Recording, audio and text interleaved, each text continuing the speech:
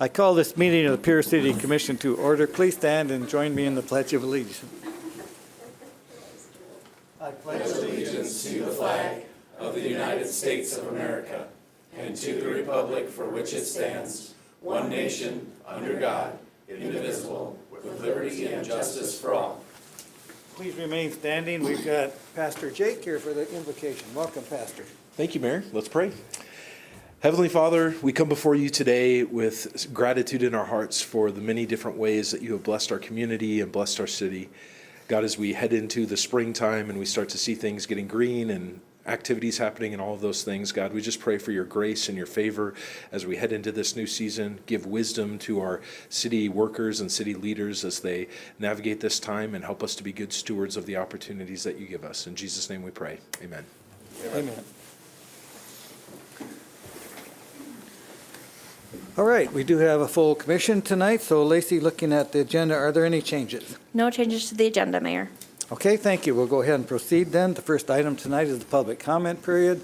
The City of Pierre set aside 15 minutes for anyone from the public to come and address the commission on any items they would like. So I will now open the public comment period. If there's anyone here from the public that would like to address the commission, please come forward and let us know who you are.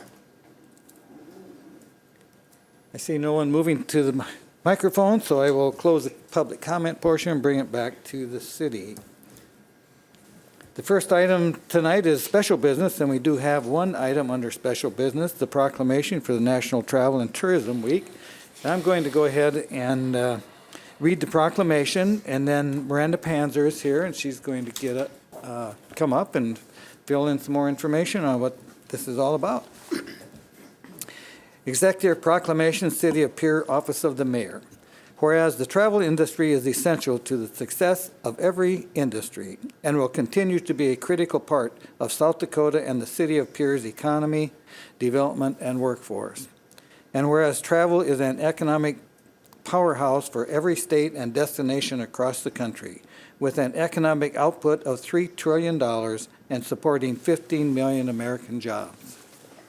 And whereas travel spending supports vibrant and safe communities in South Dakota, Hughes County, and the City of Pierre by generating $8.6 million in state and local tax revenue in 2025 to support essential services such as education, emergency response, public safety, and more, while supporting over 1,300 local jobs.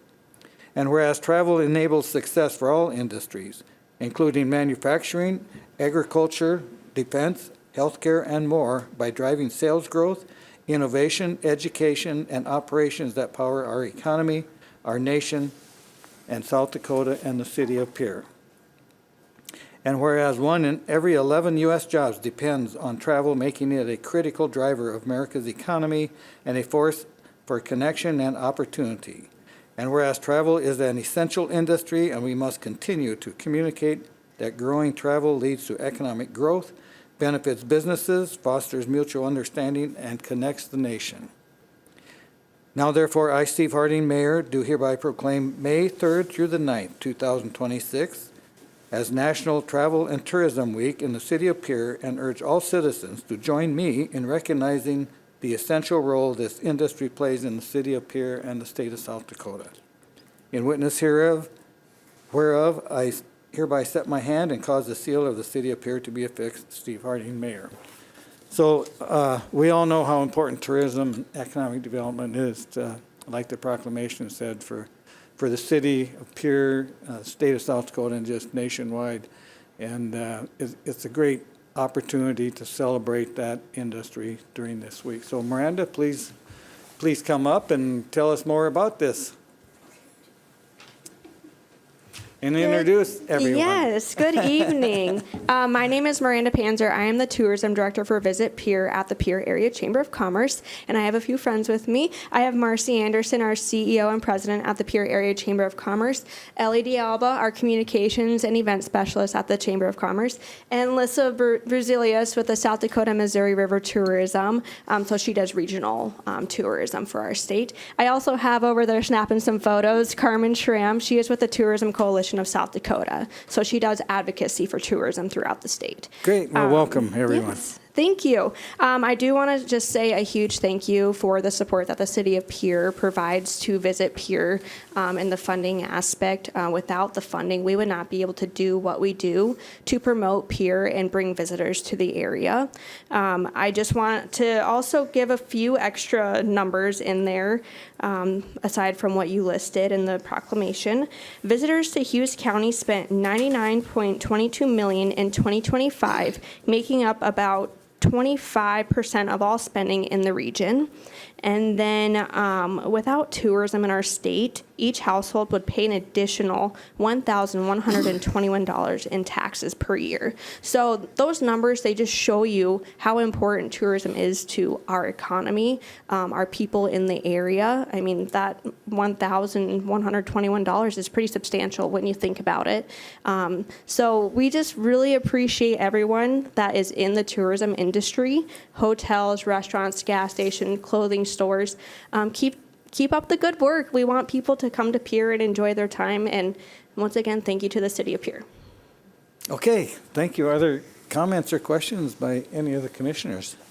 Commissioner Huizinga. Thank you, Mayor. Well, Miranda, appreciate all you do. I mean, as a city, we've really worked hard to be a regional destination for shopping, travel, healthcare, but this tourism is huge, the Pierre area has, we got state government, ag, and tourism. Those are what really makes things happen out here, and you're doing a great job, but we're just kind of hidden out here in the prairie, and without somebody telling the story, we've got to get the word out, and which we have done, or you've done, and go together. We've made it a pretty good place to be, and it's been pretty successful. We've got the fishing and the hunting.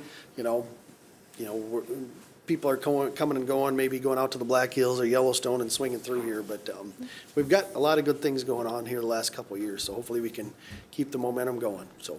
Yes, I totally agree with you on everything you just said. I will say it is a group effort. We have regional tourism here and then state advocacy. So we all work together kind of as one big community trying to promote South Dakota in general. But Pierre is just a special place. I'm happy to call it home, and I hope people who visit love it as much as we all do.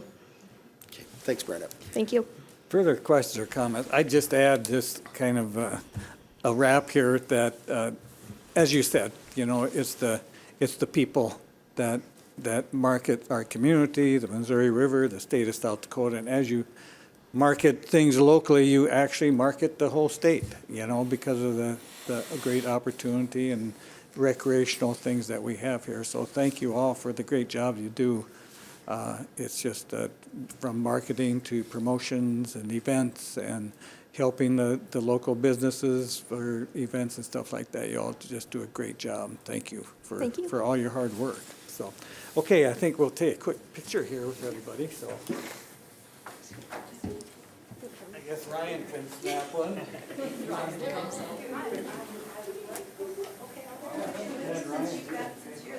Yes, absolutely. Thank you.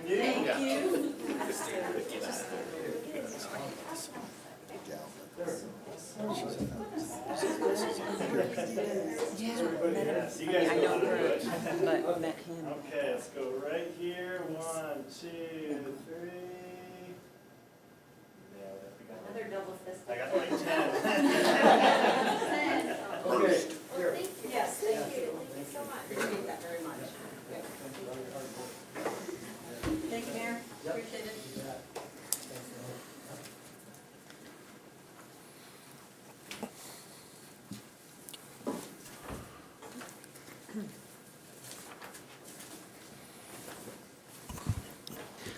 All right, we'll move on then to the consent calendar. Tonight on the consent calendar, we've got the minutes of the regular meeting of April 28, 2026. We've got a new hire as a cashier at the outdoor pool as a seasonal of Wayne Roach. We've got a outdoor pool seasonal as the lifeguard of Avery Thompson.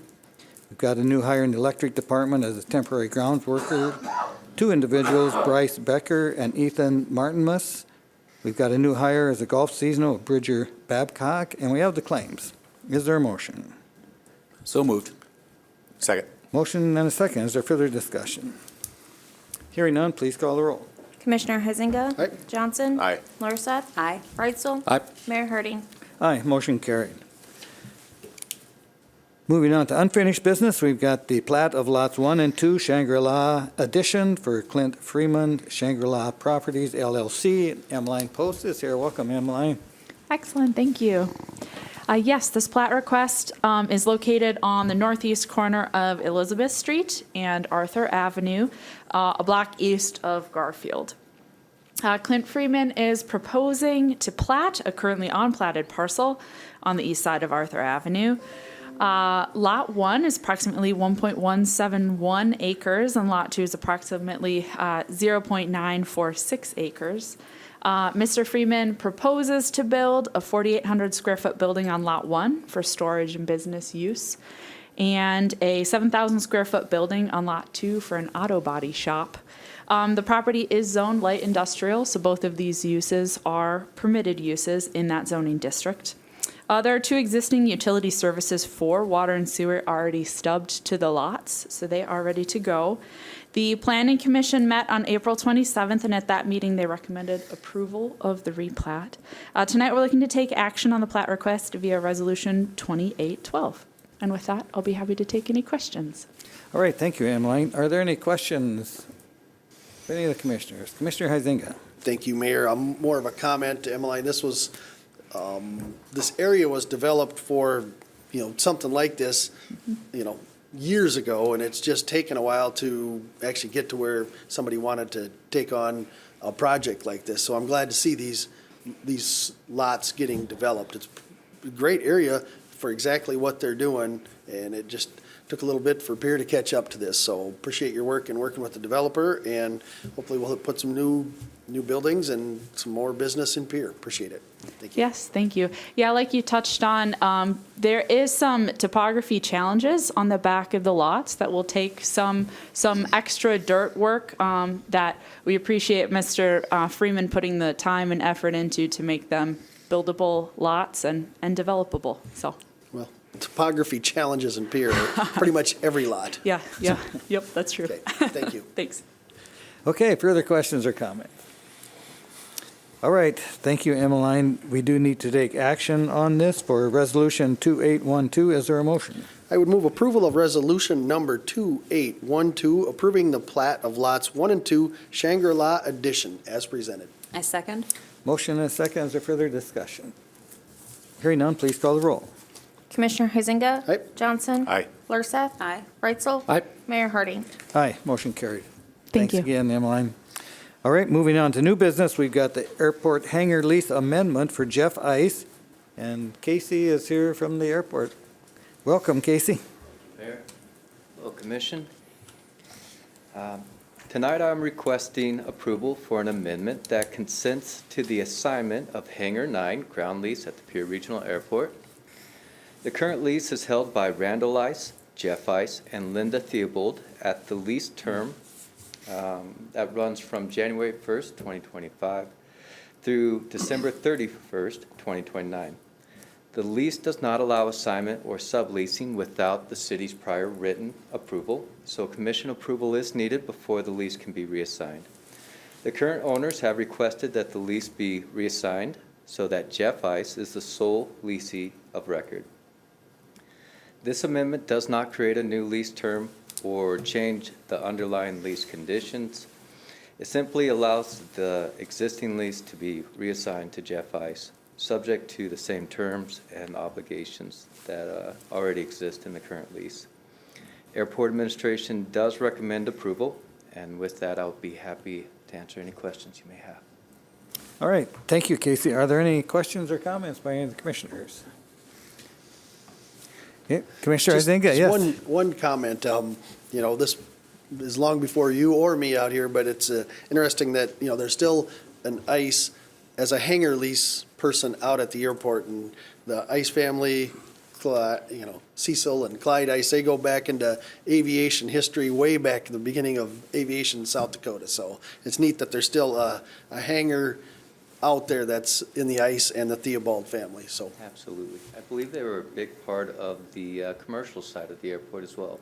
FBO, Yeah. I think, was Yeah. What's their legacy? Yep, they've had a presence on the Pierre Airport for a long time, so appreciate you updating this to the current situation of what's going on out there, so thank you. Further questions or comments? All right. Hearing none, we do need to take action on this, so is there a motion? I would move approval of the hangar number 9 amendment assigning the lease to Jeff Ice as the sole lessee and authorize the mayor to sign all related documents.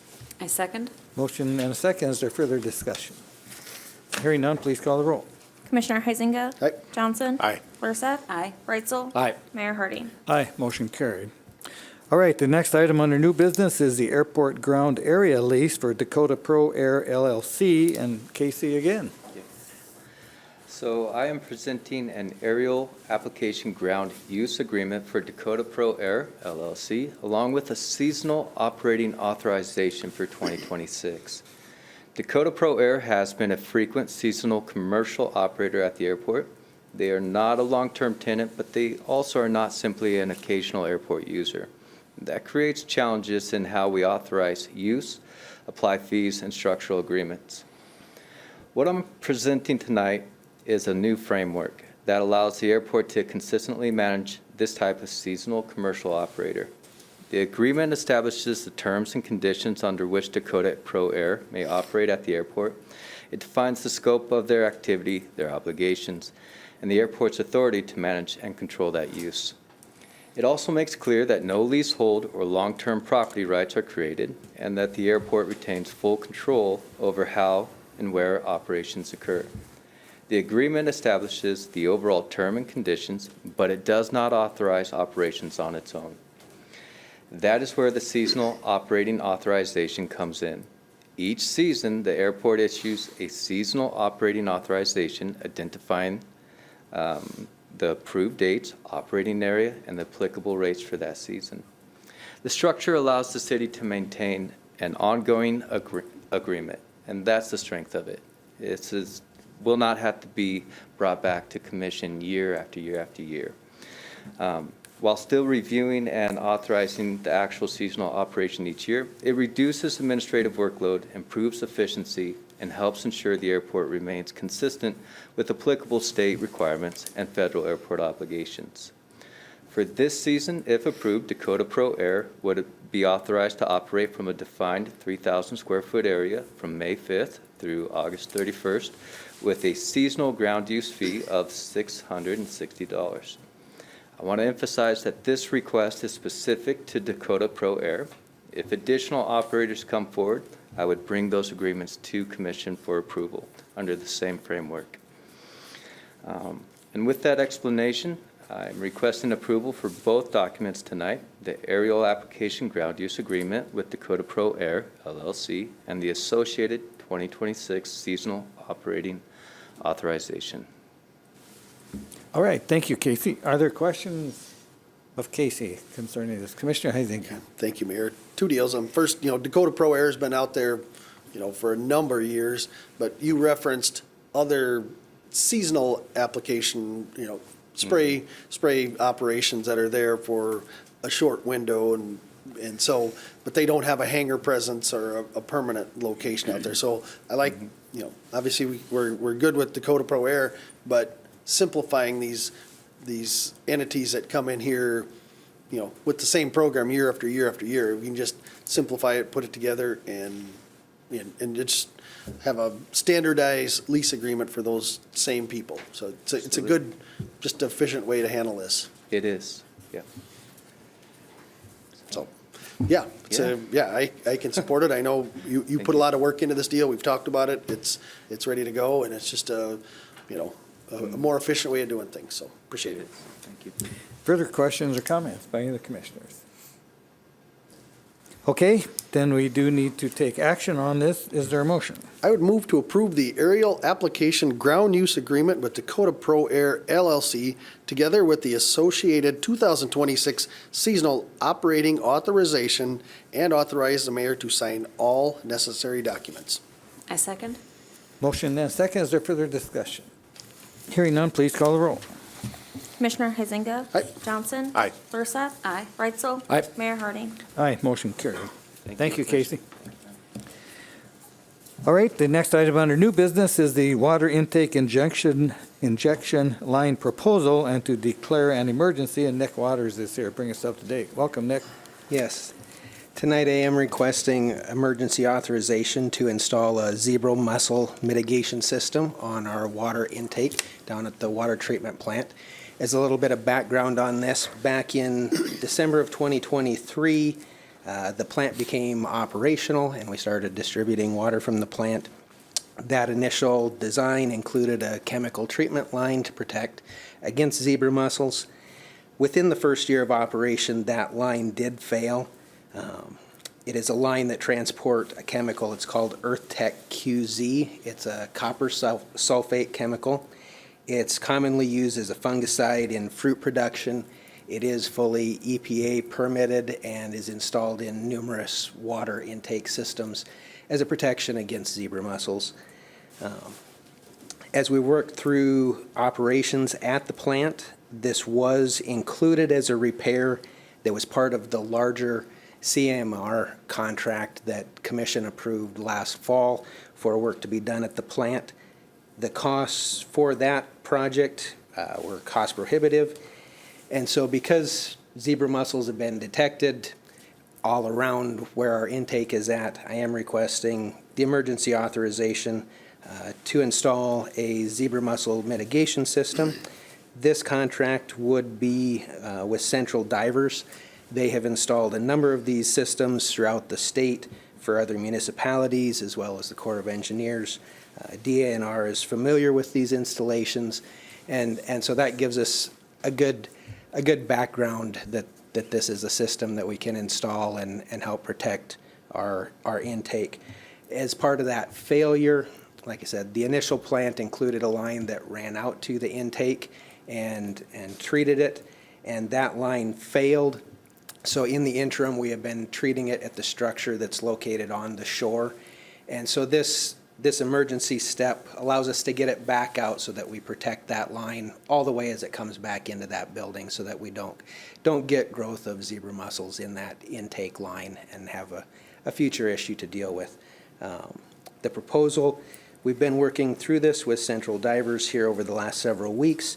The current proposal is just about $250,000, and we would seek to cost recover the installation of this protective measure. So if there's any questions, I can certainly try and address them. All right. Thank you, Nick. Are there questions or comments by any of the commissioners? Commissioner Johnson. Thank you, Mayor.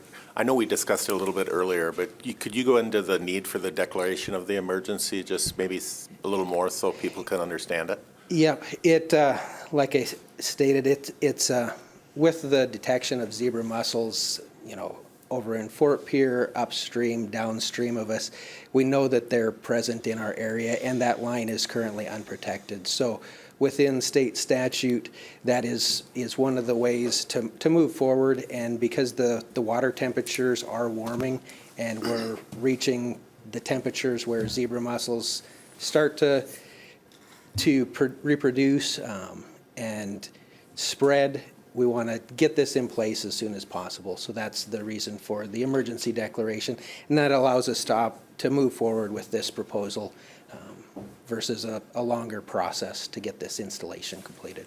You bet. I appreciate that. Thanks for your work on it, too. Further questions or comments by any of the commissioners? Commissioner Reitzel. So as an emergency, when exactly would this process be starting?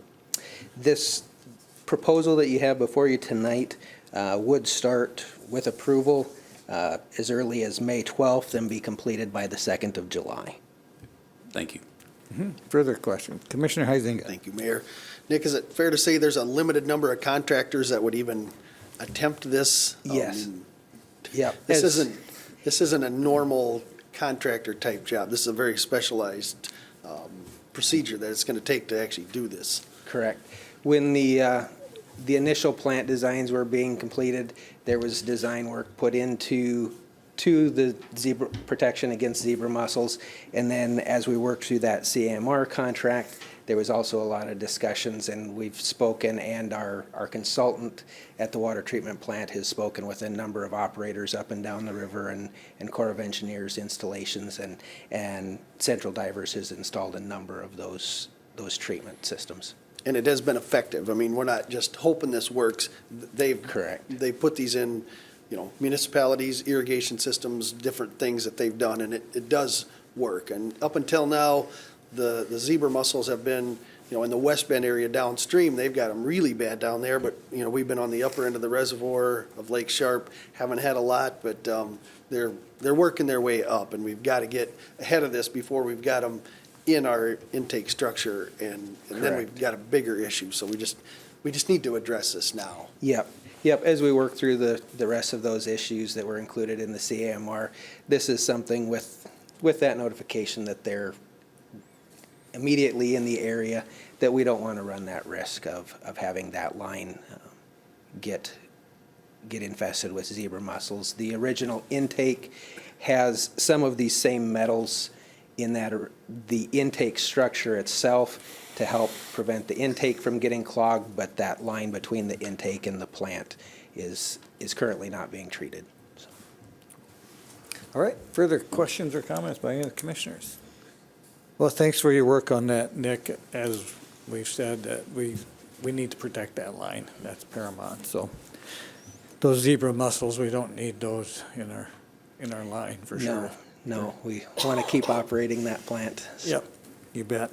Okay, then we do need to take action on this to declare an emergency and approval of the proposal. Is there a motion? Make a motion, we declare an emergency and approve the water intake injection line proposal as presented and authorize the mayor to sign all related documents. Second. Motion and a second. Is there further discussion? Hearing none, please call the roll. Commissioner Heisinger. Aye. Johnson. Aye. Luriset. Aye. Reitzel. Aye. Mayor Harding. Aye, motion carried. Thank you, Nick. Thank you. All right, the next item under new business is the official depository for 2026 with South Dakota Fit. Lacey Waltz will bring us up to date. Lacey. Good evening, Commissioners, Mayor. This is just an addition of an official depository for 2026. At the beginning of the year, we did not declare South Dakota Fit as an official depository for the city of Pierre. We have not had funds with South Dakota Fit for a number of years now. The last time we had funds over with them was with the bond for the outdoor pool. They have been in contact with me, and we've had several communications about what they can do for us and our financial situation with the city. And they have been in communication of some better interest rates that they can help us out. So in order to move forward with any of those processes, I would need to declare them as an official depository for the year. Okay, thank you, Lacey. Are there any questions by any of the commissioners? All right, hearing none, we do need to take action on this. Is there a motion? I'd move we approve South Dakota Fit as an official depository for 2026 as presented. I second. Motion and a second. Is there further discussion? Hearing none, please call the roll. Commissioner Heisinger. Aye. Johnson. Aye. Luriset. Aye. Reitzel. Aye. Mayor Harding. Aye, motion carried. All right, the last item under new business is the 2025 annual report. And Lacey again will bring us up to date. Lacey. All right. In front of everyone, I had put copies of the annual report in your spots. It's also out on the Dropbox for you to view. One of the big numbers, I just want to keep this high level so that way it remains interesting for everyone other than the accountants. We'll start off with sales tax because it seems like that's everyone's biggest question. So in 2025, we always budget sales tax very conservatively just because it can be a volatile number to try and predict. So when we budget for sales tax, we always try and budget as close to the previous year's actuals as we can. So when we were budgeting for 2025, we were actually going off of 2023 actuals. So in 2025, we budgeted a little over $11 million in sales tax revenue, and our 2025 ending amount was actually $12.27 million. So that's good news for the city of Pierre. We were up 4.2% over December of 2024 at year end for those sales tax revenue. So that means we have a lot of people shopping and doing business within the city of Pierre, which is always good to see. And it always helps us because our sales tax revenue, This is split between the first, second, and third penny. So it's authorizing, allowing expenditures for public improvements, for parks, for the library, for public safety, all of those things and also allowing us to improve infrastructure projects in our capital improvement fund. And then this is also part of our third penny with our bed, board, and booths, as most people are familiar with it. So good news for 2025 is our sales tax revenue was higher than predicted. The next sheet that you have in your packets is the cash totals by fund. I'll just highlight a few of the funds that usually everyone has questions on. So the general fund, you can see at the beginning of the year had a negative balance of a little bit over 2 million. Well, with the transfer with electric, we ended it just short of 172,000 negative. So that's actually very good for the city to end, as you can tell, at the beginning of the year, we were short 2 million. At the end of the year, we were only short 171,000. So it's very good news with the city of Pierre. A lot of that is in part of the increase in the sales tax that we saw. A couple of the other funds that I just want to point out, the Fund 210 that you see is a special tax fund. That's that third penny, the triple B tax that ended the year with 2.457 million. The E91 fund, that is our partnership with the State Department of Public Safety to operate the communication and dispatch center. They ended a year with a little over $551,000. The capital improvement fund, that's the Fund 250 on your sheet, ended cash with just a little bit over 6.8 million. That's where all of our capital improvements, curb and gutter programs, street paving programs, all of those come out of. Part of that increase in cash is the 600,000 that was budgeted from the Transportation Improvement Fund. And then Oahe TV, that's Fund 270. They ended the year with 28,000 in cash. And then our enterprise funds, our utilities, our storm drainage fund, that ended the year, that's Fund 610. That ended the year with 1.4 million. Our water fund, Fund 620, that ended the year at 2.8 million. Electric Fund 630 ended the year 9.2 million. Wastewater Fund 640 ended the year with 7 million. And Airport Fund shows a negative, but that's only due to timing between the grant reimbursement for AIP. Since this report has came out, I have received all 8 million that this shows us negative. So it's just a timing of when we get that reimbursement from the state and when we pay those invoices. Garbage fund this is always covered, this negative cash is always covered. By the general fund, we always call them a subsidized enterprise fund because they usually cannot generate enough income to cover their expenses. So that fund was short 172,000 last year. The landfill fund ended cash with 259,000. This looks a little low, but this is also because of that SRF reimbursement for their cell floor project going on. It's just due to the timing and the reimbursement. And then other than that, our cash total at the end of the year ended 26,549,000. The next few sheets break out revenue and expense totals, otherwise known as an income statement when in non-public government forms. So we're more familiar with that terminology. This is just taking each fund that I just went over and splitting out the revenues and the expenses by department. So for I could break this out for other information by commissioner if you would so wish, but I just lumped it all together in the general fund. Otherwise, I could split it out between the parks, the public safety, however you wished. But for revenue in the general fund, we ended the year at 6.7 million and expenses was 17.1 million. So we had a deficit in the general fund of just shy of 400,000.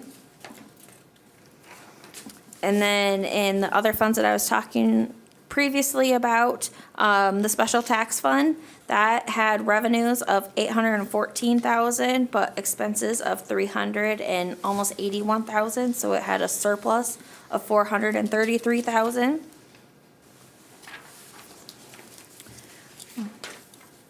The capital improvement fund had revenue of $7.6 million and expense of $4.3 million, so it had a surplus of almost 3.2, or a little over 3.2 million.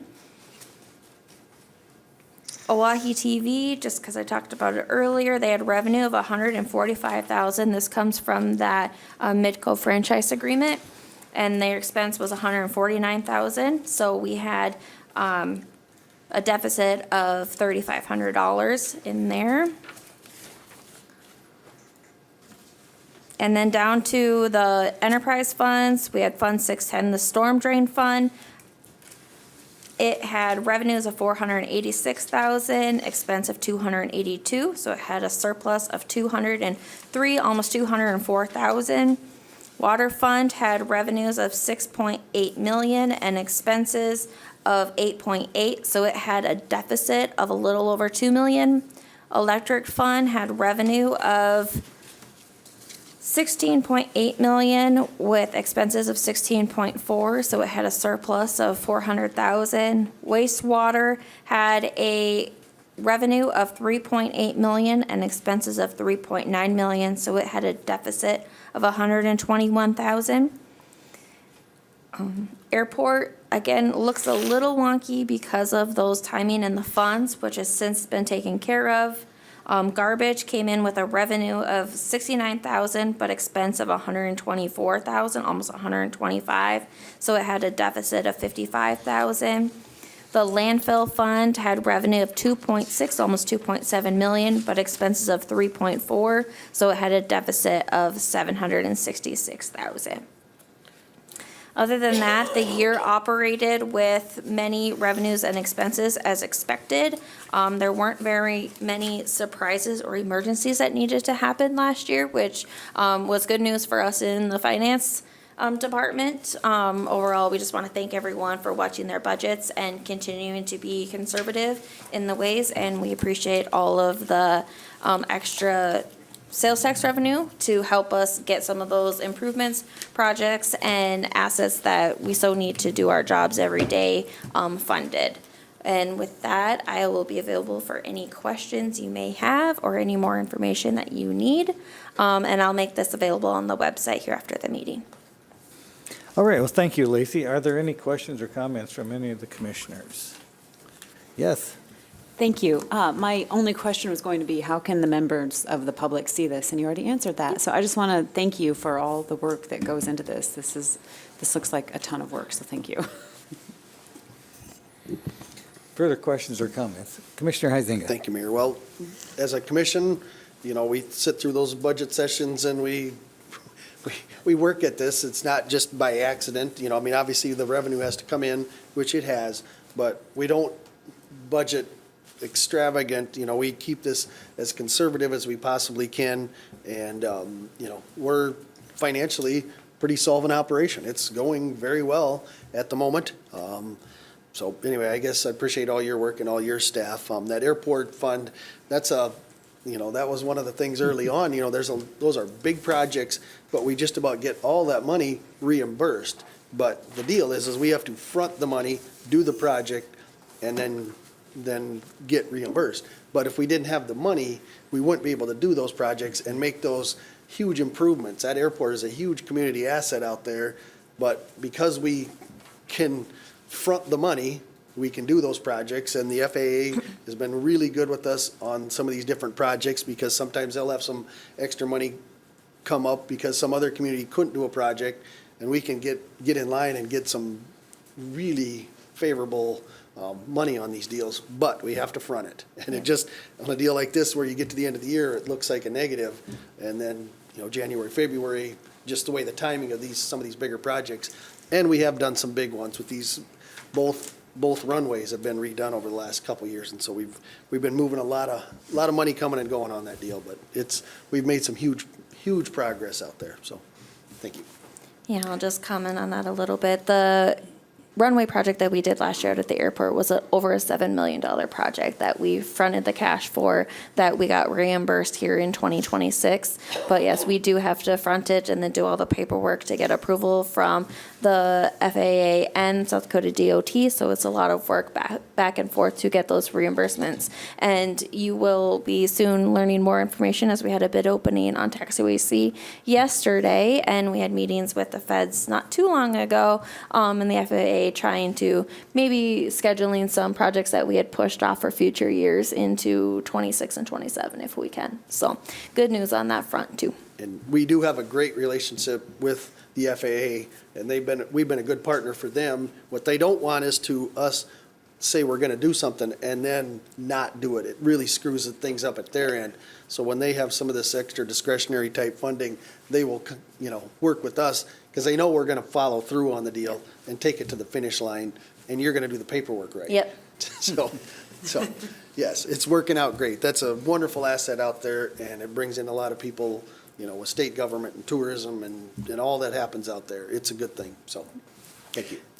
Yeah, I agree with that. That partnership with FAA has really been important over the years since you and I have been on commission, and it's just, the finance folks and the amount of paperwork it takes to, go through all of that. And they've been great partners. And as you say, some of those funds that came where others couldn't do their project, open an opportunity for us. So it's just a great relationship. So, well, thank you, Lacey, for yours and the staff's all the work to put this together. It's important that we bring this to the community every year so they know where the city's at, and we're in good shape. We always have been, and we still provide the services that people expect, and whether it be quality of life or utilities and service and streets and those types of things. So Pierre's a great community. We have a bright future, I think. So thank you, Lacey. Okay. That completes our agenda then, as it was published, so we'll go into dialogue and start with Commissioner Huizinga.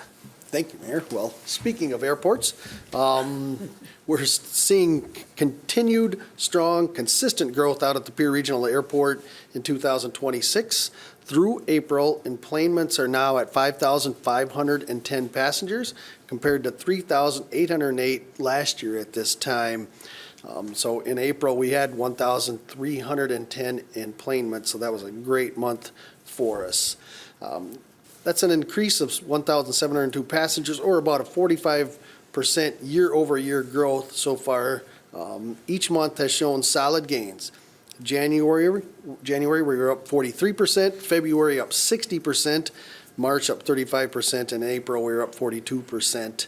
And this isn't just a one-month spike. This is a sustained growth across multiple months going back to the second half of 2025 when SkyWest started serving Pierre.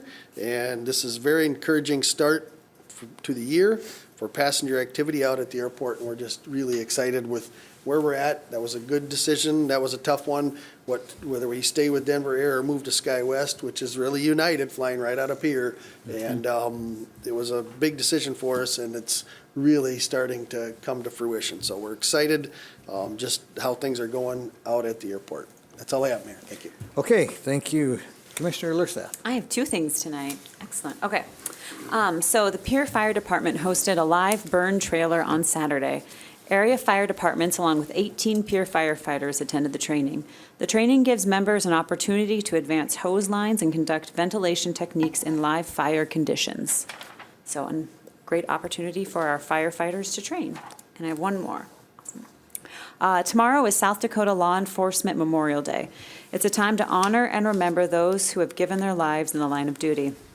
We're grateful to all who serve in law enforcement and protect our communities every day. Thank you from the city of Pierre. And that's all I have. Okay. Commissioner Johnson. Thank you, Mayor. I've got two. See which one is first, I guess. A section of East Erskine Street between South Harrison Avenue and South Tyler Avenue will be closed for a street surface rebuild.